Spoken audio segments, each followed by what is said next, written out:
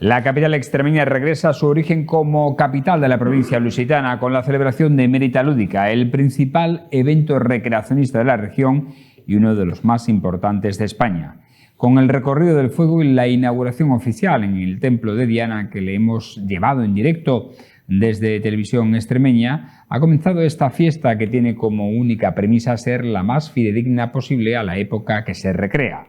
Lo que en un principio fue un experimento con pocos recursos que se originó en el circo romano, 15 años después es una gran realidad. Por eso hoy ponemos en la picota a Emerita Lúdica.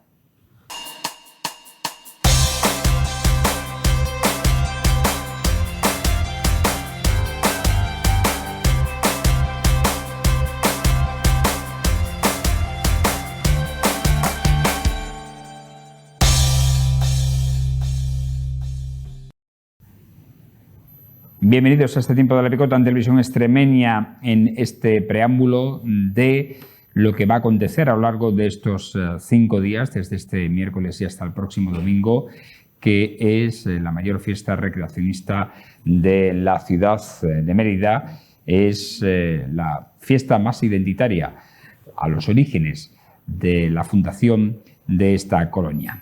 Vamos a repasar los asuntos de actualidad que nos trae esta jornada. Para ello vamos a saludar a quienes nos van a acompañar en esta tarea. Rafael Angulo, ¿cómo está? Buenas noches, bienvenido. Pues estoy en Capilla. El sábado tenemos el partido que vamos a festejar, que estamos ya en los playoffs. ¿Y vas a vestirte de romano para ir al partido o no? Están buscándome túnica que no me haga gordo. A ver si lo consigo.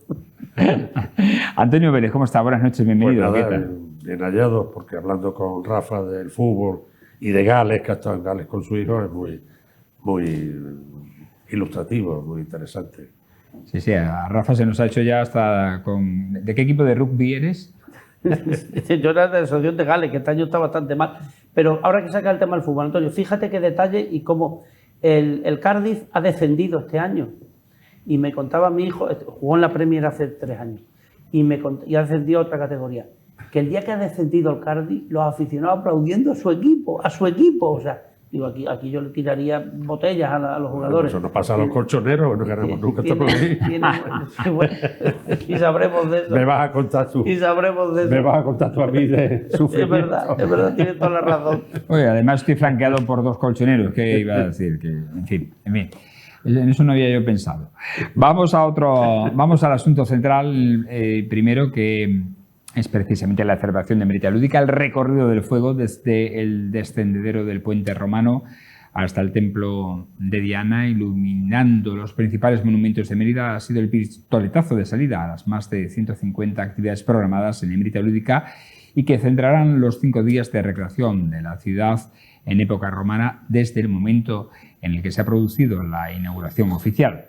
En el Templo de Diana se han entregado los 4 premios Agripa para reconocer la labor de personas e instituciones que han contribuido en la creación de este evento de recreación histórica. En esta ocasión, la Junta de Gobierno local acordó que recayera en la Asociación Ara Concordiae, Recreación de la Mérida Romana, en reconocimiento a su destacada labor en la promoción, difusión y conservación de la cultura y patrimonio de la antigua España romana, especialmente en el contexto de la ciudad de Mérida y su entorno. Asimismo, se ha entregado también el premio Agripa al recreacionista Antonio Carranco López, conocido en el mundo de la recreación histórica romana como Caius Voconius Triarius, que ayer, por cierto, visitó este plató de la picota y que fue el precursor de todo esto que estamos viendo. El que tuvo la idea original se la comentó a Miguel Alba y la pusieron en marcha bajo la sombra de un árbol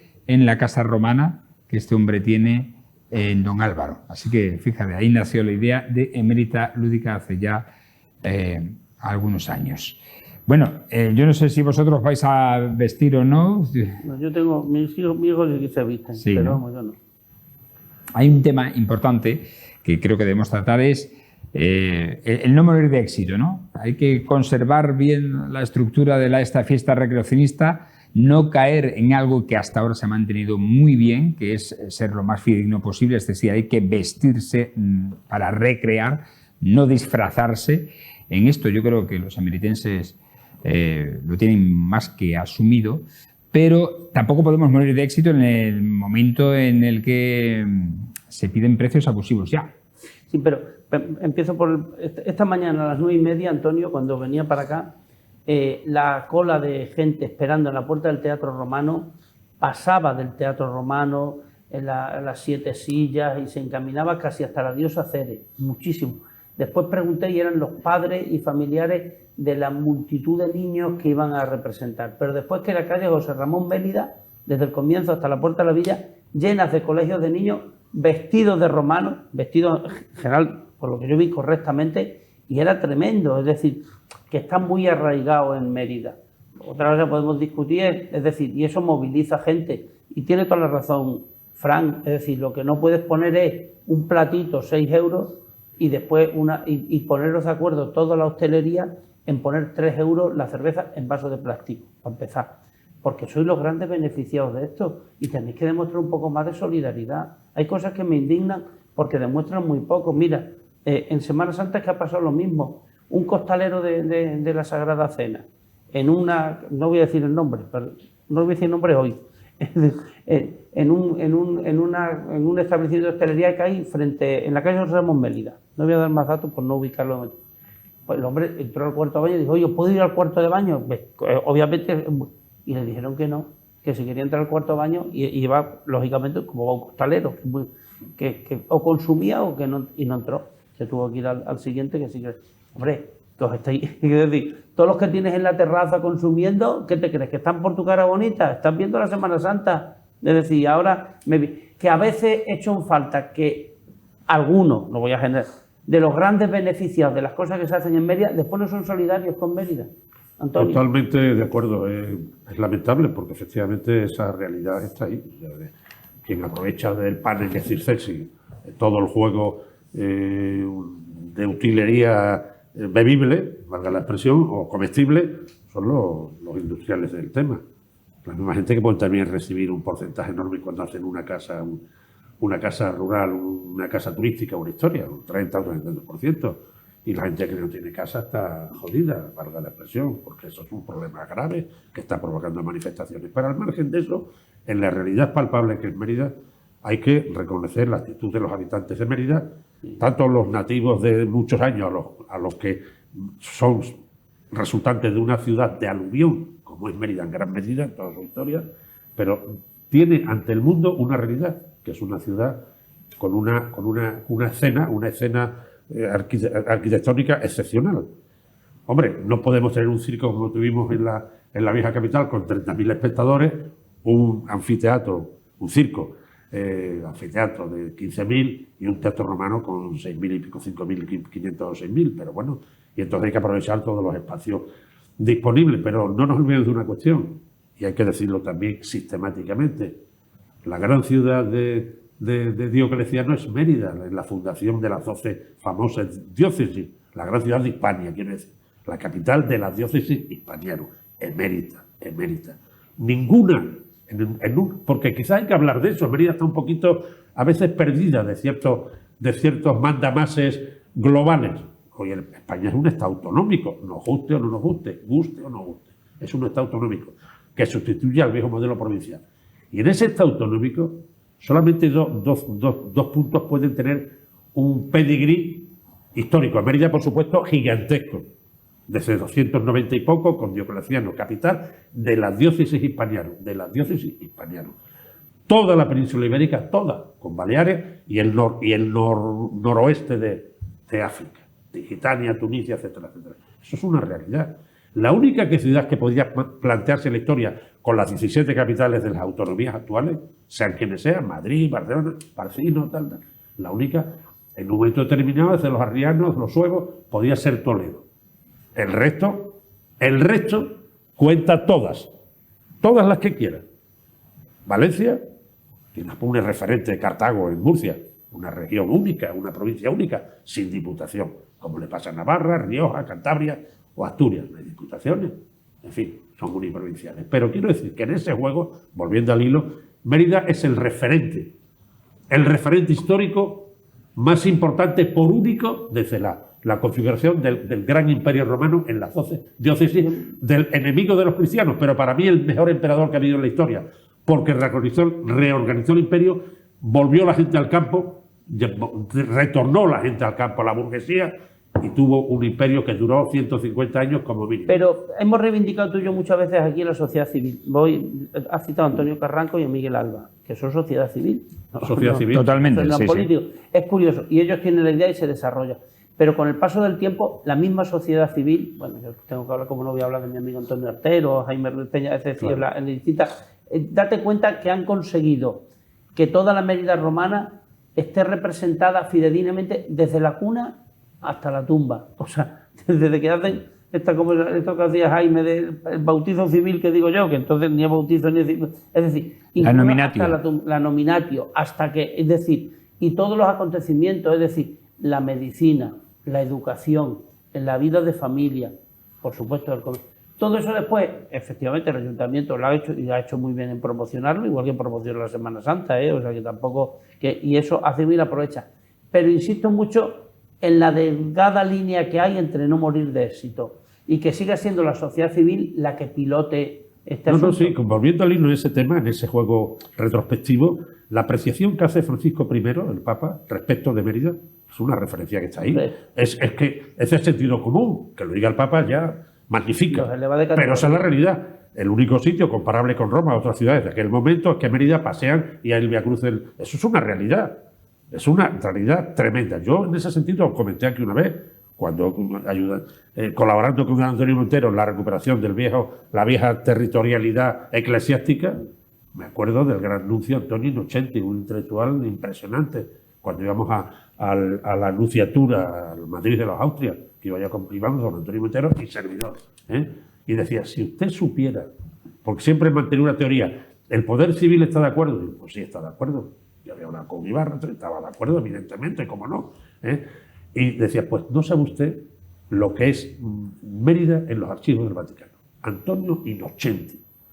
A él lo sustituyó el que leyó la bula de Juan Pablo II, que fue Tagliaferri. Pero Mérida tenía una impronta excepcional.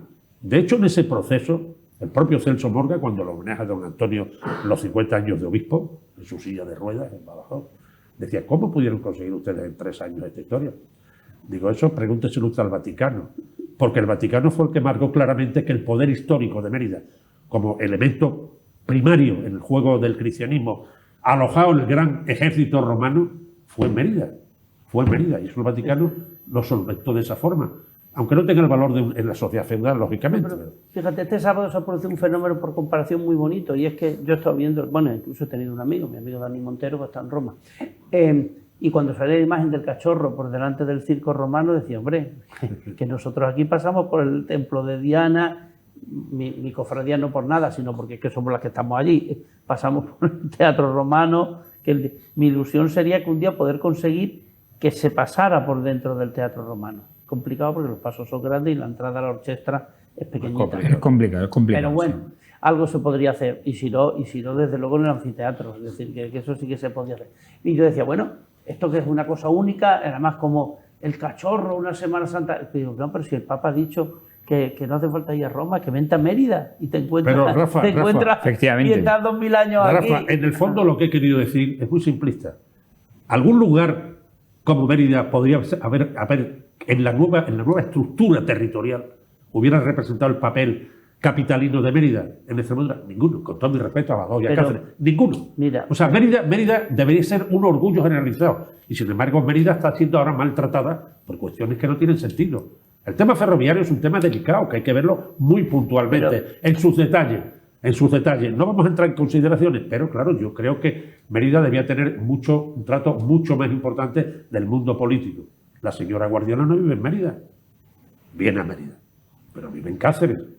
¿Cuál es el problema? Si Mérida es la capital autonómica y la sede de la Asamblea, perdón, la sede de la Presidencia está donde está. Ahí estuvo Juan Carlos Ibarra, estuvo Guillermo Fernández Vara, no estuvo Monago ni estuvo... esto es un problema, ¿no? Pero, Antonio, yo eso, escucha, respetando tu opinión, no le doy tanta importancia. Mira, ha fallecido una persona que yo me encantaba las cosas que decía, que es el Pepe Mújica, quien fue Claro, Mújica fue presidente de la República de Uruguay y no vivió nunca en la sede vivía en lo que llaman ellos una chacra, para entendernos, era su casita con su huerto. Un rancho, un ranchito.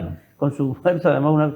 Entonces, quiero decir que también yo entiendo las circunstancias familiares de esta mujer. Me preocupa más cuando, fomentado por las instituciones, a Mérida mira, ha habido, el tío es muy listo, el tío es lintísimo, que ha hecho una ONG y además muy bien dotada por la Diputación de Badajoz, el tío es de Castuera. Y ahora que pretende que el camino, allí está la ruta mozárabe, porque en Mérida confluían no solo la Vía de la Plata, sino también el camino mozárabe, es decir, que Sevilla, Cádiz y Huelva confluían en Mérida, pero desde Córdoba hasta Almería era el camino y confluían también, y de ahí ya empieza el Camino de la Plata, por decirlo. Bueno, pues este tipo, en una asociación, además muy bien dotada, 2 millones de euros, ya me dirás tú, ¿cómo me los gasto yo? Dice que ahora el Camino de la Plata ha pretendido, y no se corta, que conforme la gente llega a Mérida, que se desvía a Badajoz. ¿Cómo que te desvía a Badajoz? ¿Cómo el Camino de la Plata se va a desviar a Badajoz? Sí, porque así es una cosa transfronteriza que unimos. Pero bueno, que ante estas cosas yo sí que creo pero Rafa, que estamos a lo mejor muy en Mérida. Estoy de acuerdo, sí, pero hay que ser, en ese aspecto, hay que ser racionalistas. En este modelo de Estado, que es lo que yo me quiero referir, aunque sea un poco pesado, hay unos ejes de simetría. Este nuevo sistema autonómico que corresponde a Extremadura, una región con su historia puntual, su burguesía asentada, su aristocracia decadente que compró las tierras desamortizadas, etcétera, etcétera, que junto a 60.000 yunteros en Castiblanco, había más de 100.000 yunteros, los que labraban las encomiendas de la iglesia, de los ayuntamientos, los bienes de propios y comunales. Pero, volviendo al hilo, en los ejes de simetría, de Hervás a Monesterio hay 300 kilómetros, y en el eje vertical. Y en el eje horizontal, de Herrera del Duque a Badajoz, o de Badajoz a Herrera del Duque, hay 200 y pico. 200 y pico. Consecuentemente con ello, porque es una región que hace así, en ese espacio de simetría. En esos ejes de simetría, en el corredor que tú conoces muy bien, Lisboa-Valencia, el que va de Badajoz a Ciudad Real, no existe de Cetorrefrenera a Ciudad Real, no hay autovía. Pues eso es la A. Antes que llegara a Badajoz a Cáceres ya se llegará. Lo primero que tiene pendiente esta región en sus ejes de simetría, que son elementos de desarrollo, porque en el eje de simetría que va de Hervás a Monesterio, cuenta los habitantes que hay, interna o tangencialmente. Plasencia, Domínguez Villanueva, toda tierra de Barros, la Campiña, son las de Dios lo que hay ahí, tremendo. Pero porque se produce una insolidaridad tremenda, como bien sabe, además, mira, nunca mejor dicho, es decir, de la vieja aspiración de Lisboa a Valencia por muchos motivos. Pero tú reivindicas, y han pasado ministros del PP y del PSOE. Oiga, ¿por qué no hacen ustedes autovía? Y te responden muy serio. Porque no hay 10.000 vehículos diarios atravesando. Es mentira. En el eje. Primero, eso te ven. En el eje Primero, no sé, pero oiga, habrá más. otras consideraciones sociológicas, porque claro. No, el tráfico.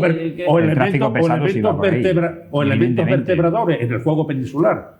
Lisboa-Valencia. Hay un puerto, en los 5 puertos más importantes de Europa, después de Rotterdam, están Algeciras y Valencia. Son puertos alternantes. Entre los 5 puertos de más tráfico de España. ¿Por qué los norteamericanos eran los que decían que pagaban en los años 40 Pero hay Lisboa-Valencia? Hay muchos detalles en los que el gobierno autonómico, en este caso, tiene que estar muy pendiente. No ¿Sabe alguien que Alange ha llegado a tener casi 800 hectómetros, 800 milímetros cúbicos? Revienta Alange y se monta la de Dios. Pero Alange, cuando lo inauguró Pepe Borrell, siendo yo alcalde, entre otras personas presentes en el juego autonómico, evidentemente, él dijo claramente, José Borrell, que está vivo, que esa presa era para turbinar, básicamente, para complementar el azul de Alange, etcétera, etcétera, de Montijo, etcétera, etcétera, Las Vegas. De acuerdo, complementar el sistema. Pero esa presa hay que turbinar, no se ha turbinado nunca, pero tiene ese condicionante. Porque la energía hidráulica, el otro día decía muy bien. Y está diseñada para ello, ¿no? Efectivamente. La energía hidráulica es fantástica con lo que nos ha pasado del apagón, con lo que hemos leído en los periódicos últimamente al respecto. El potencial hidráulico es muy importante.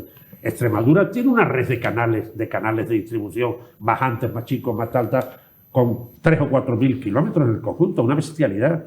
Una bestialidad. Todas Las Vegas. ¿Cuál es el problema? ¿Por qué no se turbina Narange? Lo dice Antonio Vélez, exalcalde de Mérida, que siempre tuvo esa clara... Ahora mismo tiene 300 hectómetros, 295 millones de metros cúbicos. Pero, Antonio... ¿Y por qué no se plantea todo el juego conjunto del sur de Cáceres, lo que se llamaron el viejo plan Entrevega para regar los olivos del Lácara?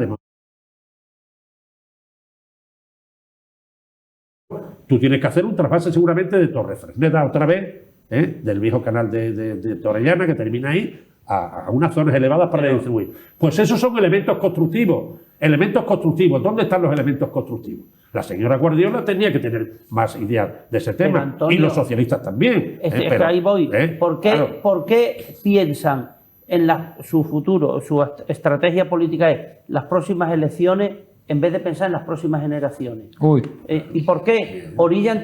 A lo mejor también... Hace tiempo que eso no se piensa. ¿Por qué los extremeños no nos levantamos y decimos, oye, ya está bien? Es decir, que es lo que parece el quejío nunca... Pero eso es un tema puesto en cuestión. Sí, pero ¿por qué nadie se ha preocupado? Por ejemplo, escucha, yo, que como sabes, voy a Valencia bastante.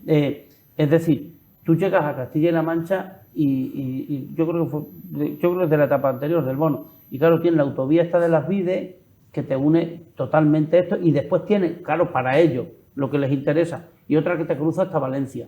Y dice, bueno, ¿y por qué el trozo de Herrera del Duque hasta la límite de Badajoz, pero después entras en Ciudad Real y no hay nada? Y camiones, no os podéis imaginar, y no por qué motivo hay tantos camiones. Igual ahí. que le digo a esta Guardiola, le digo también a los antepasados suyos. O sea, el gran error en esta región, lamentablemente, en contra de opiniones que tuvimos algunos, que no tuvimos fuerza, evidentemente, porque tuvieron muchísimo más fuerte. El gran eje que debería haber sido Badajoz-Brazatorta. Desde luego. Electrificado, porque por Brazatorta también se va a Madrid. Y se planteó en aquellos momentos una bisectriz, una hipotenusa entre Cáceres, Mijada, Villanueva, para fomentar la salida de Cáceres. Porque la vía, el ferrocarril que va ahora por Navarone existía, tú llegas a Toledo, te cambias de tren y punto y final. Pero tú tienes que seguir pensando en una cuestión. 2, llegar a Ciudad Real por autovía ya. Y segundo, potenciar la línea Lisboa-Valencia ferroviaria. Esa es la gran línea. A mí me lo parece. Incluyendo la bajada a Córdoba de Zalmorchón desde Cabeza del Buey. A mí me Son 130 miserables kilómetros. De Mérida Lúdica hemos pasado a... Porque Extremadura se ha quedado como una isla en el juego del Estado, lamentablemente. Y eso es un tema que tenemos que repasarnos todos los políticos, incluyendo los jubilados. Sociedad civil. No hay Tú pareces metido en el grupo Antonio Vélez. De sociedad, sí. Sabemos cómo empezamos, pero ya veremos. De Mérida Lúdica hemos pasado a la autovía de Valencia. Vamos a otro asunto, porque en política hemos conocido que la diputada socialista en la Asamblea de Extremadura, María de la Cruz Rodríguez Vegazo, ha presentado este martes su renuncia al acta parlamentaria, lo que abre la vía para que el líder regional del PSOE, Miguel Ángel Gallardo, acceda al Parlamento autonómico, algo que, según parece, y él mismo ha dicho, en la última interparlamentaria, exlíderes socialistas como Juan Carlos Rodríguez Ibarra y Guillermo Fernández Vara le instaron a hacer cuanto antes para no tener, dicen, una oposición capidisminuida. Se prevé que tome posesión en el pleno del próximo jueves 29 de mayo. El secretario regional del PSOE anunció, como saben, el pasado viernes que había decidido incorporarse de manera inmediata como diputado a la Asamblea y abandonar la presidencia de la Diputación de Badajoz tras una transición, dice, tranquila y transparente. En aquellos comicios el PSOE, los de 2023, obtuvo 16 diputados por la provincia pacense, entre ellos Guillermo Fernández Vara y el que ha sido hasta ahora secretario provincial, Rafael Lemus, que renunciaron a sus cargos, por lo que la lista corrió hasta la número 18 con la entrega del acta a Antonio Garrote y Fátima Torrado como diputados. Ahora, tras la renuncia de María de la Cruz Rodríguez Vegazo, los 4 siguientes en la lista, entre los que se encuentra el emeritense Pedro Blas Vadillo, además de Virginia Borrallo, Juan Francisco Ceballos y María Dolores Fernández, tendrán que renunciar, ya lo han hecho, a sucederle, permitiendo de este modo el acceso a Miguel Ángel Gallardo, que de esta manera pasa, por cierto, a ser aforado en la causa en la que está como investigado por la contratación presuntamente irregular de David Sánchez Castejón. Rafael. En el origen de Podemos, me tengo que retrotraer históricamente, estaban los privilegios de la casta. ¿Te acuerdas? Que lo vi, eso sí, cuando Podemos llegó al poder, dijo, quieto, uno de los privilegios de la casta es el aforamiento. Es un privilegio, porque un político tiene que ser mi queridísimo Antonio Vázquez, Rafael, como me canso, he tenido 3 juicios, él estaba en el Tribunal Superior de Justicia en esto, y decía que no dio trabajo, gracias a Dios.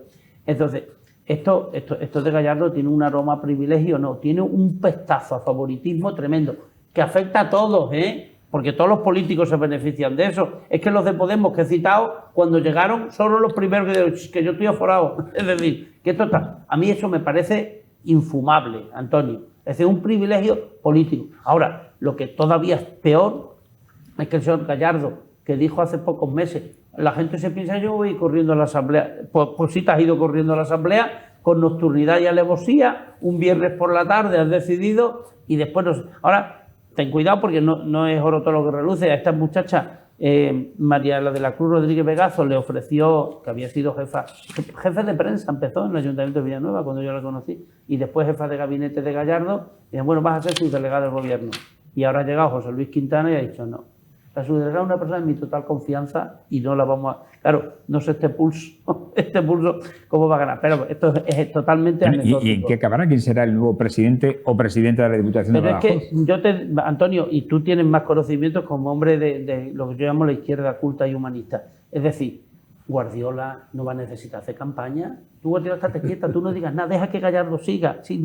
Tú déjale que vaya a la asamblea. Porque claro, es decir, hombre, que es complicado. Yo hace unos días le decía en una de mis peñas, parte de los impresentables, por cierto, les decía, oye, que está en la hora de Antonio Rodríguez Osuna, porque Gallardo no va a llegar a las elecciones. Es decir, ¿cómo va a llegar con esto? Y si llega a las elecciones, que son unos suicidas los señores del PSOE extremeño y se quieren hacer la harakiri con la que está cayendo, cuando no es el hermano, es el otro.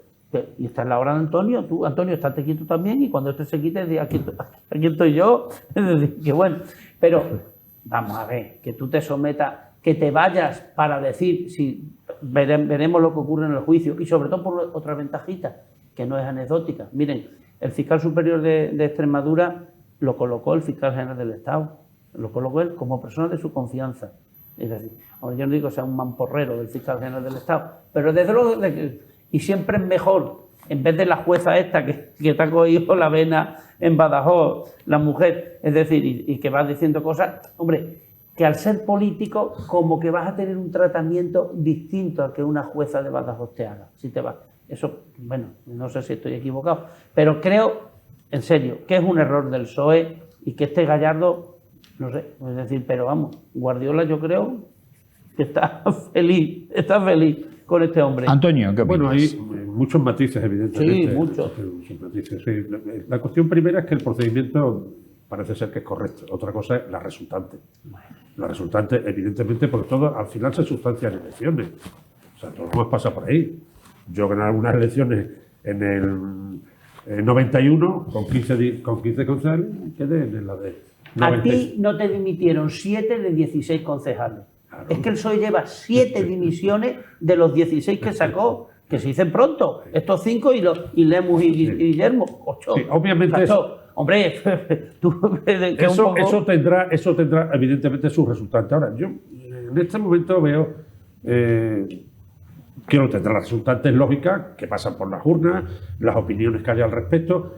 El procedimiento ha sido correcto, laberíntico, sí, pero es correcto. Otra cuestión es lo que está ocurriendo en estos momentos, es decir, la cierta traslocación, el desastre que hay en ciertas cuestiones en general es evidente. Es decir, un problema, para mí, como jubilado puedo decirlo, yo creo en la socialdemocracia como un elemento redistribuidor. Eso me parece a mí. ¿Me entiendes? Yo creo firmemente en eso. Creo que en las viviendas públicas es un error gravísimo. Y no forzarla. Aplaudo al señor Pedro Sánchez, que se ha dado cuenta del problema y quiere resolverlo, como en otras comunidades, en comunidad también. No aplaudo a otros presidentes del gobierno que no. Felipe González sí, a lo bestia. Sí. Poniendo los ayuntamientos el suelo.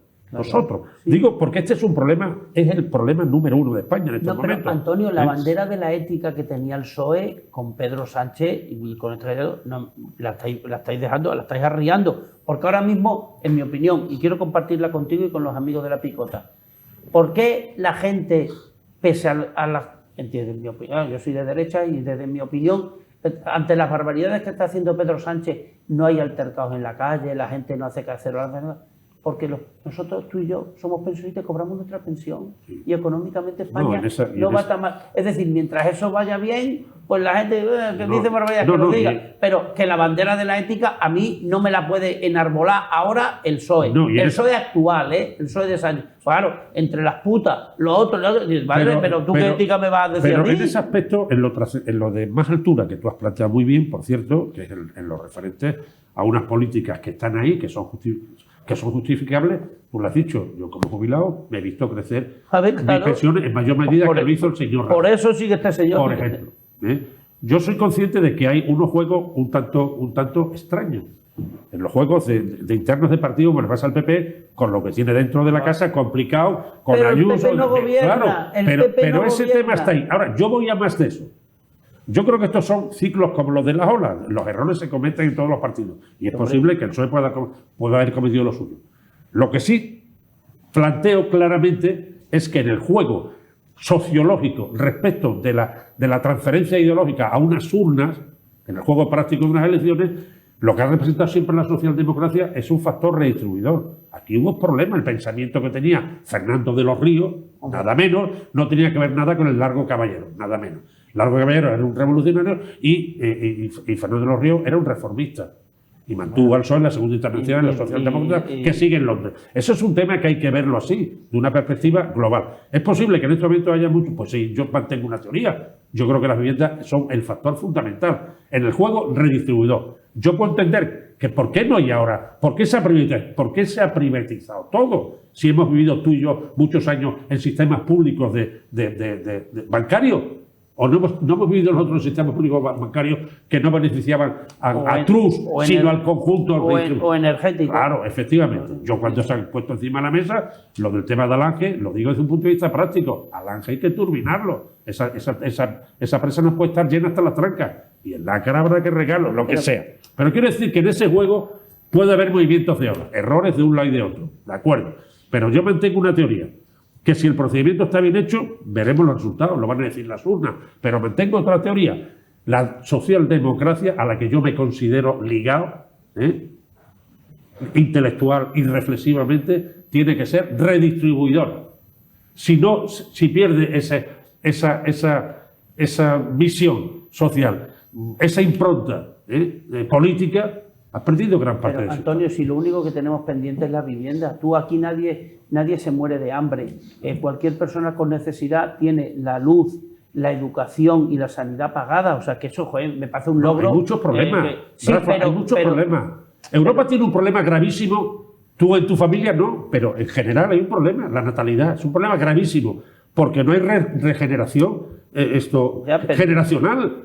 Claro, y entonces tenemos aquí un problema, la cercanía de África con 1.500 millones, un problema grave, con los banners con los rusos detrás apoyando a los dictadores y los chinos llevándose las materias primas. Es que eso es un problema que hay que plantear desde la socialdemocracia y desde el conjunto de una Europa que tiene que vertebrar un modelo con un Putin al lado y lo que está ocurriendo en Palestina con respecto a... De momento, Trump, niño que nace en Estados Unidos, $6.000 para los padres. Es poco, sí, pero digo... ¿Cómo es posible que en Portugal, un país como el nuestro, haya tenido un salto gigantesco la derecha? ¿Por qué? Pues bueno, pues alguna razón habrá que analizarlo. Y yo vuelvo a decir lo mismo, yo creo en la redistribución, creo obsesivamente en ese concepto. Pero no solamente en eso, antes de seguir en la vivienda, Rafa Angulo, en la formación ocupacional, en muchas cuestiones. Antonio, igual que estáis hablando ahora mismo ya de filosofía política, de la tertulia, claro, efectivamente, hay quienes también consideran que se está desvirtuando la política. Es el caso de los expresidentes José María Aznar y Felipe González, que han coincidido este martes en la necesidad de recuperar, dicen, la centralidad como espacio de encuentro frente a los extremismos de izquierda y de derecha. Totalmente de acuerdo. Además, déjame terminar, por favor, que ilustre a nuestra audiencia, porque vosotros tenéis los contenidos por adelantado, pero nuestra audiencia no. Además, ambos expresidentes han alertado de los peligros de adaptarse de los caminos democráticos de apartarse de los caminos democráticos, quiero decir. Y han señalado que la seguridad nunca debe ir a cuenta de los derechos y libertades. González y Aznar han lanzado esta reflexión tras recibir la medalla de honor del Consejo Empresarial Alianza por Iberoamérica, que les ha condecorado por su contribución al fortalecimiento de las relaciones entre España y los países latinoamericanos en el marco de su 10º aniversario, como estamos viendo en las imágenes. En su intervención, González ha defendido que la democracia vive en un gran espacio de centralidad, en el que conviven ideas diferentes, pero se comparte ese espacio y elementos sustanciales, aunque eso no signifique coincidir en todo.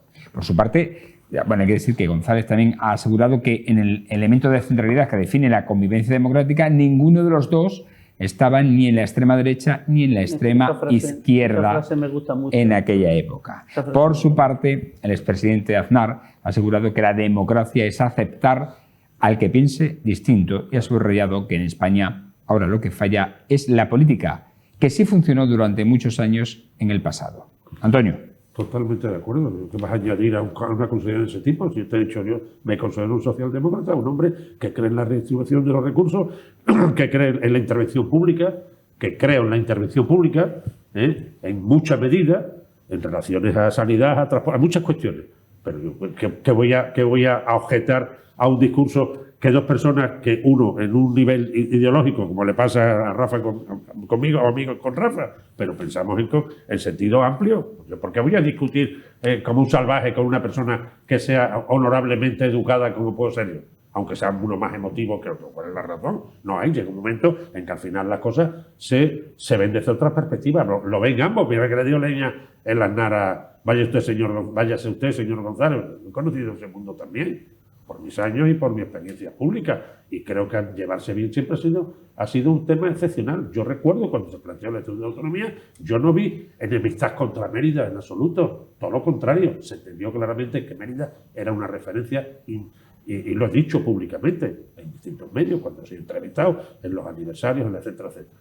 Claro, y hay nueva gente. Yo lidié con varios alcaldes. Luis Movilla era de UCD, Pepe Mariño Rocco de Plasencia era de UCD, Manuel Domínguez Lucero de Cáceres era de UCD.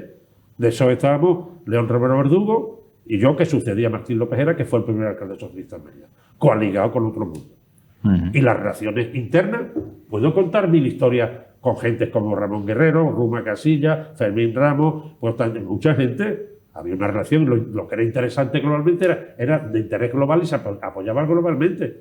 Quiero decir que ese juego a mí me parece correcto lo que ha dicho Felipe González. Lo comparto. Yo cada vez que escucho a exlíderes de antes, sean el del nivel de la administración que fuera, digo, ¿por qué no hay esto ahora? Es que fíjate, ¿por qué no están estas personas?